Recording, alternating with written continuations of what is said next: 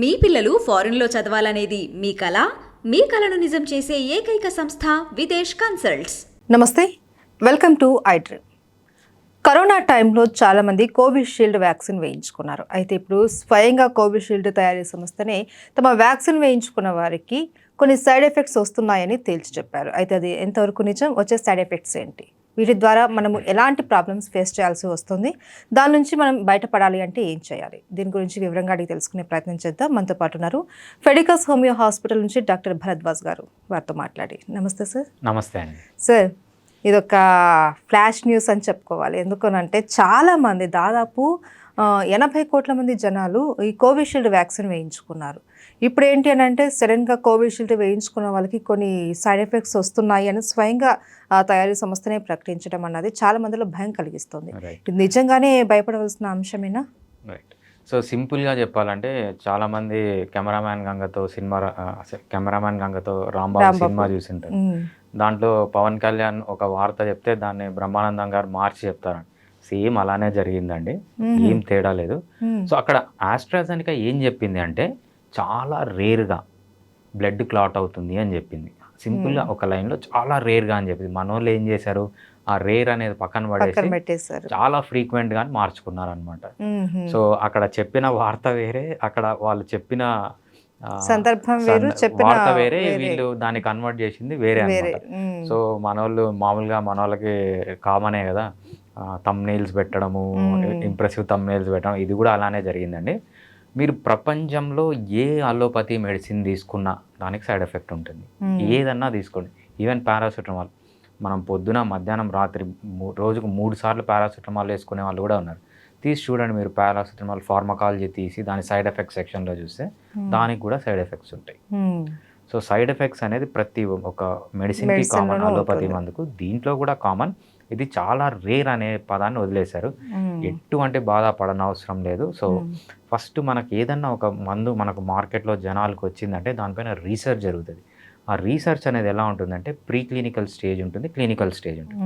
Pre clinical అంటే ఏంటి, first animals పైన చేస్తారు, లేకపోతే కంప్యూటర్లో డిజైన్ చేస్తారు. ప్రీ క్లినికల్ అనిమల్స్కి సేఫ్ అన్నప్పుడు హ్యూమన్ బీయింగ్స్లోకి తీసుకుని వస్తారు. హ్యూమన్ బీయింగ్స్లో ఏంటి, క్లినికల్ ట్రయల్ అంటారు. దీని మళ్ళీ 4 phases ఉంటుంది. phase 1, phase 2, phase 3, phase 4 అని. ఫస్ట్ phase 1లో ఏం చేస్తారంటే చాలా అప్ టు 8 హ్యూమన్ బీయింగ్స్కి ఆ మెడిసిన్ ఇస్తారనమాట. ఇచ్చినప్పుడు అది సేఫా కాదా చూస్తారు. ఫస్ట్ సేఫ్టీ చూస్తారనమాట. అది సేఫ్ అనుకుంటే అది సెకండ్ ఫేజ్లోకి వెళ్తుంది. సెకండ్ ఫేజ్ అరౌండ్ 80 మెంబర్స్కి ఇస్తారు.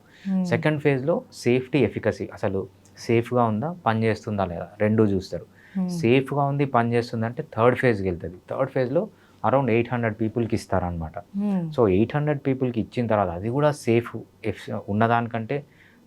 ఉన్నదానికంటే ఎఫిషియెంట్ అంటేనే అది జనాలకు వస్తుంది. సో ఇంత పకడ్బందీగా క్లినికల్ ట్రయల్ జరుగుతుంది కాబట్టి ఇప్పుడున్న పాతకాలంలో అంటే ఒక 50-70 ఇయర్స్ ముందు మనకంత టెక్నాలజీ ఉండేది కాదు. అప్పుడు కొన్ని సైడ్ ఎఫెక్ట్స్ వచ్చేవి జనాలకు వచ్చిన తర్వాత కూడా. ఇప్పుడున్న టెక్నాలజీలో అవన్నీ లేవు. ఇది జస్ట్ బోగస్. ఆస్ట్రాజెనికా చెప్పింది ఏంటి అంటే రేర్గా వస్తుంది అని చెప్పింది. సో ఆ రేర్గా అనే పదాలని ప్రతి ఒక్కరు థంబ్నెయిల్స్లో పెట్టండి. సో పెట్టకుండా జనాల్ని భయపెట్టకండి.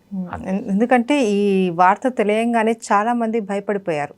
ఎందుకంటే కోవాక్సిన్ కన్నా మనకు కోవిషీల్డ్ అనేది ఎక్కువగా తీసుకున్నారు, అందుబాటులో ఉన్నది కూడా మనకు అక్కడే. అయితే సార్, ఇప్పుడు కొన్ని రేర్గా వస్తాయి అనేసి అన్నారు కదా, ఎలాంటి దుష్ఫలితాలు వస్తాయి? వ్యాక్సిన్కి ఎటువంటిది, ఫర్ ఎగ్జాంపుల్ మన ఆటిజం తీసుకుంటే వన్ ఆఫ్ ది రీజన్స్ వచ్చి వ్యాక్సిన్స్ అని ఒక సైంటిస్ట్ చెప్పారు. ఆ సైంటిస్ట్ చెప్తే ఆ సైంటిస్ట్ డిగ్రీని క్యాన్సిల్ చేసి ఆయన అసలు మెడికల్ ప్రాక్టీస్ చేయకుండానే చేశారు. సో ఇవన్నీ దాంట్లో ఎంతవరకు నిజం ఉందో, ఎంతవరకు అబద్ధం ఉందో మనకు తెలియదు. బట్ ప్రతి ఒక్క దానికి సైడ్ ఎఫెక్ట్స్ అనేవి ఉంటాయి. మనము HIV ట్రీట్మెంట్, ART ట్రీట్మెంట్ అంటాం. మీరు లిస్ట్ తీసి చూస్తే అసలు భయపడతారు. అన్ని సైడ్ ఎఫెక్ట్స్ ఉంటాయి. కానీ ప్రతి ఒక్కరు ART తీసుకుంటున్నారు, మామూలుగానే తప్పదు.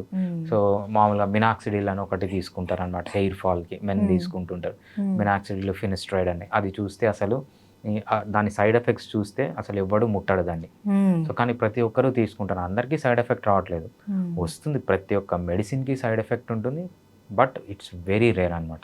మనం ఎలా కంపేర్ చేస్తామంటే మెడికల్ ఫీల్డ్లో ఏదన్నా క్లినికల్ రీసెర్చ్లో రిస్క్ బెనిఫిట్ రేషియో అంటాం అనమాట. ఒక పేషెంట్కి క్యాన్సర్ వచ్చింది, క్యాన్సర్లో చనిపోతాడు, రైట్? క్యాన్సర్ మందు తీసుకుంటే జుట్టు ఊడిపోతుంది. సో చావడానికన్నా ఇది చావడానికన్నా జుట్టు ఊడిపోవడం బెటర్ కదా. సో అంటే రిస్క్ ఎంత ఉంది, బెనిఫిట్ ఎంత ఉంది. ఇక్కడ రిస్క్ ఏంటి, హెయిర్ పోవడం. బెనిఫిట్ ఏంటుంది, మనిషి బతకడం. సో హెయిర్ పోవడం గ్రేటా, మనిషి బతకడం గ్రేటా అంటే రిస్క్ కంటే బెనిఫిట్ ఎక్కువ ఉంది కాబట్టి తీసుకుంటాం. అది కూడా మనం వ్యాక్సిన్ కూడా సైడ్ ఎఫెక్ట్ ఉంటుంది. ఎప్పుడైతే వ్యాక్సిన్కి రిస్క్ కంటే బెనిఫిట్ ఎక్కువ ఉంటుందో, ఈ బ్లడ్ క్లాట్ కావడం అనేది రేర్, చాలా రేర్. సో అది రిస్క్ అనమాట. వ్యాక్సిన్ ఎంతమందిని బతికిచ్చింది, కొన్ని లక్షల కోట్ల మందిని బతికిచ్చింది.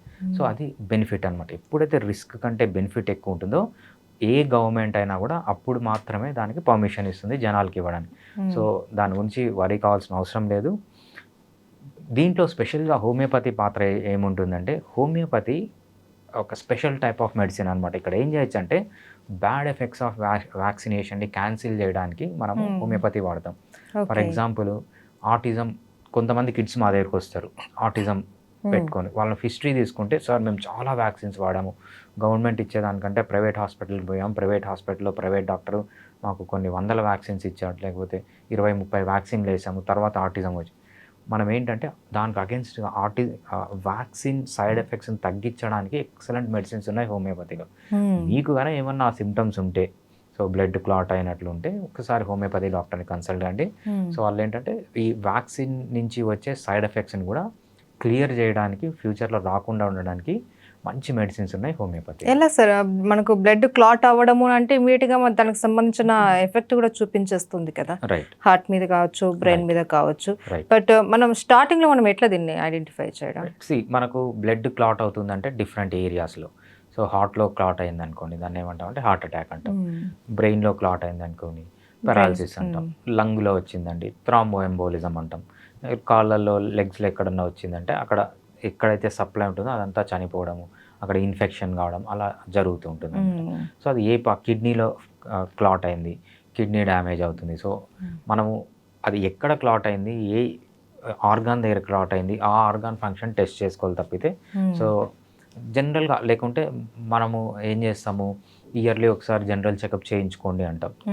ఏదన్నా ప్రాబ్లం ఉన్నా జనరల్ చెకప్లో బయటపడిపోతుంది మనకి. సో కోవిషీల్డ్ కోసం అసలు ఎవ్వరు వరి కావాల్సిన అవసరమే లేదు. కోవిషీల్డ్ పైన, కోవిషీల్డ్కే కాదు, ఈవెన్ సింపుల్ పారాసిటమాల్ కూడా చాలా సైడ్ ఎఫెక్ట్స్ ఉంటాయి. So rare side effects. Covishield కూడా చెప్పింది ఏంటంటే రేర్గా అవుతుంది అని అది చెప్పింది, అంతే. సో ఇప్పుడు ఎవరైతే ఈ కోవిషీల్డ్ కావచ్చు, వాట్ ఎవర్, ఇలా వ్యాక్సిన్ తీసుకున్న వాళ్ళు ఒక జనరల్ చెకప్ అన్నది చేయించుకొని, అలాగే హోమియోపతిలో మనము మీరు చెప్పినట్లు వ్యాక్సిన్స్కి అగైనెస్ట్గా మనము హోమియోపతి మెడిసిన్ తీసుకుంటే సేఫ్ అంటారు, రైట్? సో నార్మల్గానే సేఫ్ అండి. సో మీరు జనరల్గా చెకప్ అంటే ప్రతి ఒక్క దానికి చేయించుకోవాలి. ఈ వ్యాక్సిన్ తీసుకున్న వాళ్ళు సపరేట్గా చెకప్ చేయించుకోవాల్సిన అవసరం లేదు, ఇది చాలా రేర్. అందుకు ఈ వ్యాక్సిన్ తీసుకున్నందుకు జనరల్ చెకప్ అవసరం లేదు. రెగ్యులర్గానే అన్ని హెల్త్ పారామీటర్స్ చెక్ చేయించుకోవడానికి ఇయర్లీ వన్స్ చెకప్ చేయించుకోమంటాం, అంతేగాని ఈ వ్యాక్సిన్ తీసుకున్న దానికి సపరేట్గా జనరల్ చెకప్. ఇన్ కేసు ఒకవేళ జనాలలో ఈ భయం ఇంకా ఉంటే ఇలా చెకప్ చేయించుకొని మనం హోమియోపతిలో కనుక ఈ వ్యాక్సిన్కి యాంటీ వాడుకున్నా కూడా ఎటువంటి సైడ్ ఎఫెక్ట్స్ ఉండవు. అండ్ మనం కూడా కొద్దిగా భయం నుంచి బయటపడిపోతాం. ఫైనల్గా ఏంటంటే కోవిషీల్డ్ వల్ల వచ్చే సైడ్ ఎఫెక్ట్స్ అనేవి చాలా రేర్, 1-2 రావడం అన్నది చూసాము. బట్ అది అందరికీ కాదు అనేసి చెప్తున్నారు, right? Okay, thank you so much. Thanks అండి.